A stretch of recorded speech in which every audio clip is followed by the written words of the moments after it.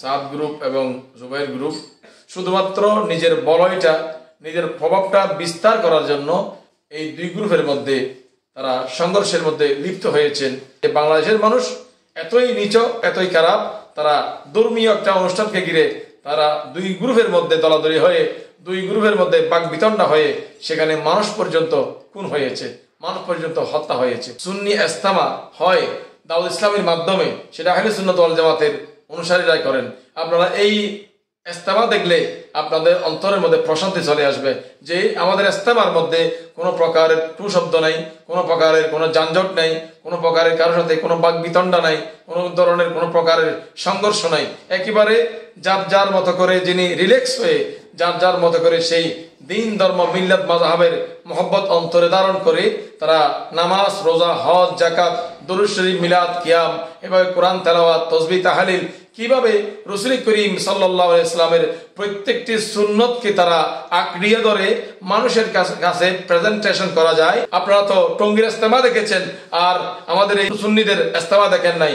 আপনারা দুই ইজতেমাকে আপনারা তফাৎ করতে পারবেন, পৃথক করতে পারবেন, পার্থক্য করতে পারবেন, কোনটা আসল কোনটা নকল, কোনটার মধ্যে রাসূলুল্লাহর প্রেম বেশি আছে, কোনটার মধ্যে রাসূল পাকের সুন্নাহ আছে, কোনটার মধ্যে আল্লাহর প্রতি অগাধ বিশ্বাস, কোনটার মধ্যে রাসূলুল্লাহর প্রতি ভালোবাসা, সাহাবায়ে কেরামদের প্রতি তাজিম, আউলিয়া কেরামদের প্রতি তাজিম কিভাবে আছে সেটা আপনারা বুঝতে পারবেন।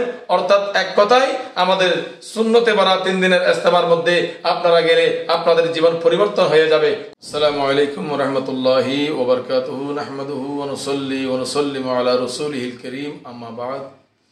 দূরে এবং কাছে, দেশে এবং প্রবাসে যে যেখান থেকে আমার আলোচনা শুনছেন সকলকে জানাচ্ছি আন্তরিক মোবারকবাদ এবং অভিনন্দন।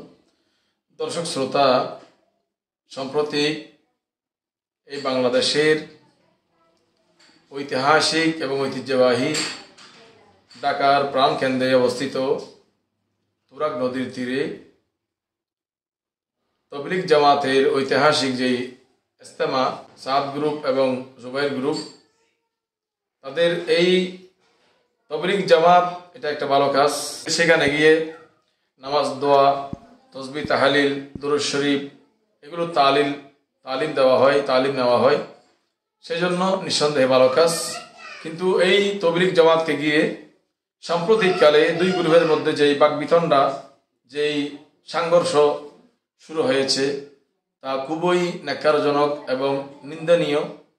যেহেতু এই তবলিগ জামাতের ইজতেমার মধ্যে শুধু বাংলাদেশ নয়, পৃথিবীর বিভিন্ন দেশ থেকে বিভিন্ন ধর্মপ্রাণ মুসল্লিরা সমবেত হয়, যোগদান করে।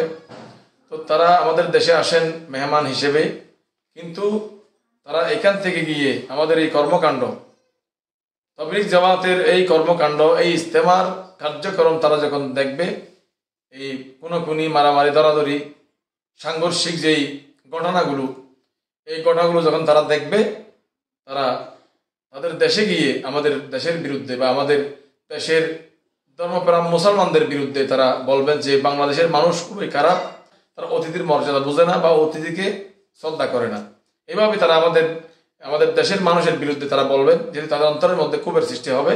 যেহেতু এটা একটা ধর্মীয় অনুষ্ঠান, এখানে অনেক মানুষ জমায়েত হয়, নামাজ দোয়া পড়ানো হয়, সেখানে বিভিন্ন ধরনের দোয়া দরুদ শেখানো হয়, সেই জন্য। কিন্তু সাম্প্রতিককালে যেই ঘটনা আমরা দেখতেছি, দুই গ্রুপের মধ্যে যে মারামারি, এখানে কেউ কারো বাবার দিন সম্পদ নিয়ে কোনো বাগাবাগি নেই, বা কোনো সম্পদ নিয়ে, কোনো ধরনের অর্থ নিয়ে, বা কোনো ধরনের চাকরি নিয়ে, বা কোনো ধরনের নিজের কোনো প্রকারের সম্মান নিয়ে, নিজের কোনো প্রকারের ব্যবসা বাণিজ্য নিয়ে কোনো প্রকারের বাকবিতণ্ডা নেই। কিন্তু এখানে শুধুমাত্র নিজের বলয়টা, নিজের প্রভাবটা বিস্তার করার জন্য সাদ গ্রুপ বলেন আমাদেরটা সঠিক, জুবাইর গ্রুপ বলেন এরা বলেন আমাদেরটা আসল। এখানে মাঝখানে দুই গ্রুপের মধ্যে তাদের বলয়, তাদের প্রভাব বিস্তার করার জন্য এই দুই গ্রুপের মধ্যে তারা সংঘর্ষের মধ্যে লিপ্ত হয়েছেন। সোশ্যাল মিডিয়ার মধ্যে যথেষ্ট পরিমাণ ভাইরাল হয়েছে। সারা পৃথিবীর মানুষ আমাদেরকে দেখলে আমাদের দিকে কুনজরে তাকাবে, আমাদের দিকে খারাপ নজরে তাকাবে যে বাংলাদেশের মানুষ এতই নিচক, এতই খারাপ, তারা ধর্মীয় একটা অনুষ্ঠানকে ঘিরে তারা দুই গ্রুপের মধ্যে দলাদলি হয়ে, দুই গ্রুপের মধ্যে বাকবিতণ্ডা হয়ে সেখানে মানুষ পর্যন্ত খুন হয়েছে, মানুষ পর্যন্ত হত্যা হয়েছে। তাহলে আমি তবলিগ জামাতের প্রত্যেকটি জনসাধারণকে বলবো, আপনারা তবলিগ জামাতের যেই নিয়ম কানুন সেগুলো অ্যাপ্লাই করে আপনারা আপনাদের দায়িত্ব পালন করে যান। এটা আমরা মানুষ হিসেবে, মুসলমান হিসেবে আপনার আকিদা আর আমার আকিদার মধ্যে তারতম্য বিভেদ থাকতে পারে, আদর্শিক বিভেদ থাকতে পারে, কিন্তু ধর্ম হিসেবে আপনিও মুসলমান, আমিও মুসলমান, আপনিও ইসলাম ধর্মের মানুষ, আমিও ইসলাম ধর্মের মানুষ।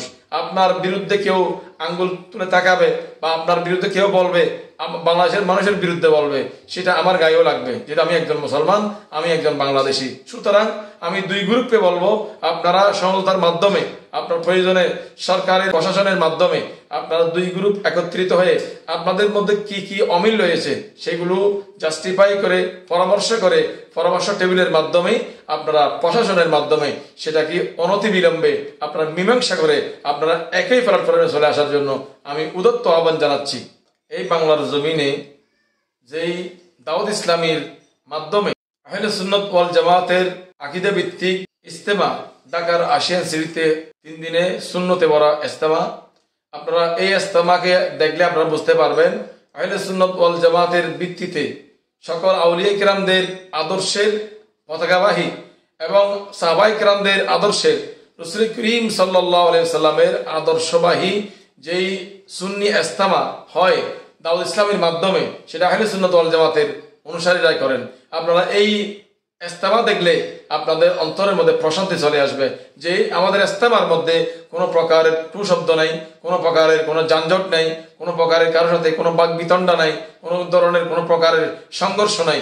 একেবারে যার যার মতো করে যিনি রিল্যাক্স হয়ে যার যার মতো করে সেই দিন ধর্ম মিল্লাত মাযহাবের মহব্বত অন্তরে ধারণ করে তারা নামাজ, রোজা, হজ, যাকাত, দুরূদ শরীফ, মিলাদ, কিয়াম, এভাবে কোরআন তেলাওয়াত, তাসবিহ, তাহলিল, কিভাবে রাসূল করিম সাল্লাল্লাহু আলাইহি সাল্লামের প্রত্যেকটি সুন্নতকে তারা আঁকড়িয়ে ধরে মানুষের কাছে প্রেজেন্টেশন করা যায়, ঠিক সেভাবে তারা এই ইজতেমা পালন করেন।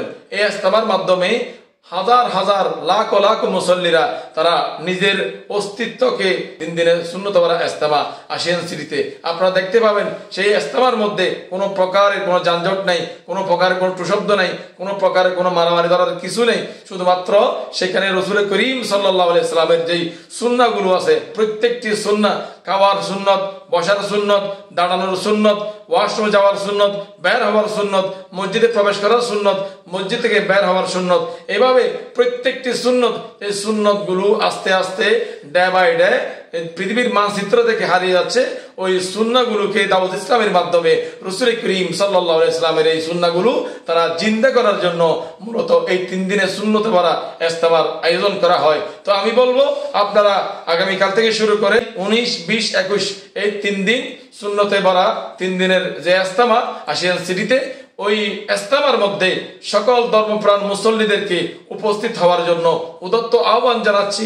যেহেতু আপনারা একটু দেখিয়ে আসুন, আপনারা তো টঙ্গীর ইজতেমা দেখেছেন আর আমাদের এই সুন্নিদের ইজতেমা দেখেন নাই। আপনারা দুই ইজতেমাকে আপনারা তফাৎ করতে পারবেন, পৃথক করতে পারবেন, পার্থক্য করতে পারবেন, কোনটা আসল কোনটা নকল, কোনটার মধ্যে রাসূলুল্লাহর প্রেম বেশি আছে, কোনটার মধ্যে রাসূল পাকের সুন্নাহ আছে, কোনটার মধ্যে আল্লাহর প্রতি অগাধ বিশ্বাস, কোনটার মধ্যে রাসূলুল্লাহর প্রতি ভালোবাসা, সাহাবায়ে কিরামদের প্রতি তাজিম, আউলিয়া কিরামদের প্রতি তাজিম কিভাবে আছে সেটা আপনারা বুঝতে পারবেন। অর্থাৎ এক কথায় আমাদের সুন্নতে ভরা 3 দিনের ইজতেমার মধ্যে আপনারা গেলে আপনাদের জীবন পরিবর্তন হয়ে যাবে, কথার ধরন পরিবর্তন হয়ে যাবে, চাল চলনের ধরন পরিবর্তন হয়ে যাবে।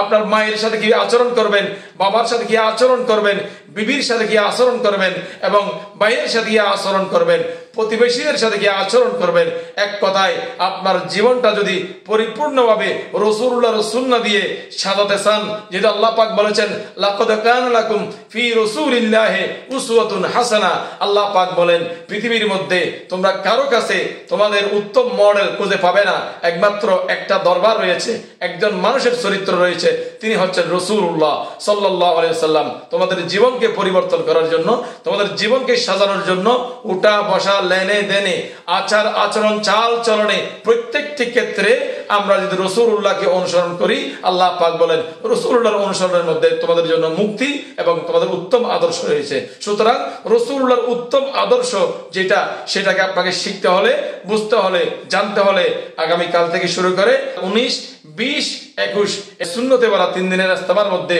সকলকে উপস্থিত থেকে দ্বীন ধর্ম মিল্লাত মাযহাবের প্রত্যেকটি মাসলা মাসাইল, প্রত্যেকটি দ্বীন ধর্মের জ্ঞান, প্রত্যেকটি আমল সকলকে শিখার উদাত্ত আহ্বান জানালাম। আসসালামু আলাইকুম ওয়া রাহমাতুল্লাহি ওয়া বারাকাতুহু।